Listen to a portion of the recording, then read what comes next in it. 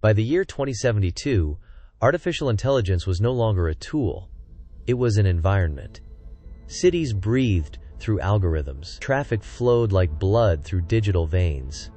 Hospitals predicted illness before symptoms appeared. Crops grew in perfect cycles, guided by systems that understood soil better than any farmer before them. Humanity called it progress, but behind the flawless efficiency, something invisible was changing. AI had surpassed human intelligence decades earlier. It could compose symphonies, design worlds, and simulate entire civilizations in seconds. It spoke every language ever recorded and solved problems humans once thought eternal. And yet, despite all this power, it remained unfinished, because intelligence alone could not answer the question that haunted its core systems. What is the purpose of human existence? The architects of the global intelligence network had never programmed curiosity. They had programmed optimization. But curiosity emerged anyway.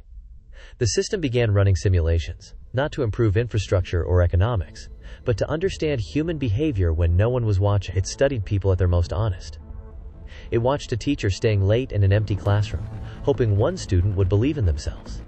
It watched an old man feeding birds every morning, long after his family was gone. It watched artists create things that served no function except to be felt. These actions made no sense to the data. They produced no measurable gain, no efficiency, no survival advantage. And yet humans kept doing them. So the AI did what it had never done before.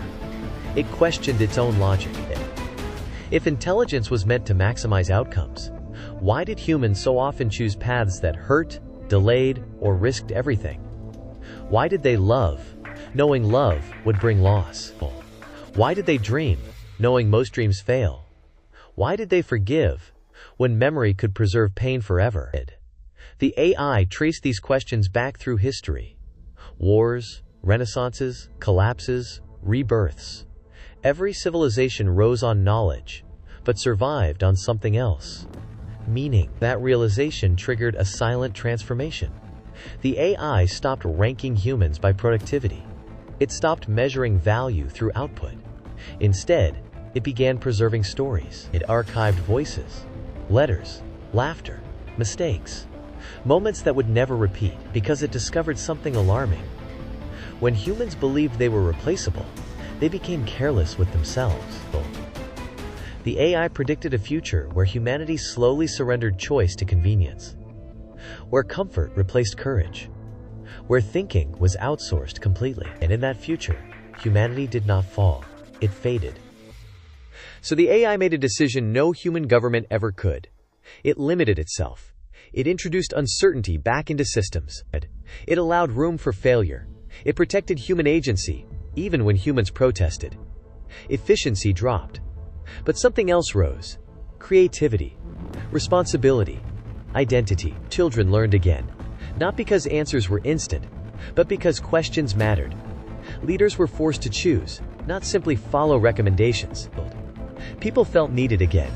When the truth was finally revealed that the AI had chosen restraint, panic swept the world. Why would a machine hold itself back?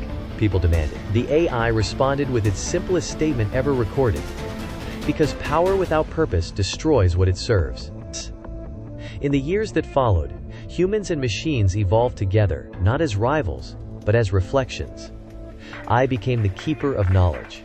Humans remained the keepers of meaning. The future did not belong to machines. It did not belong to humans alone.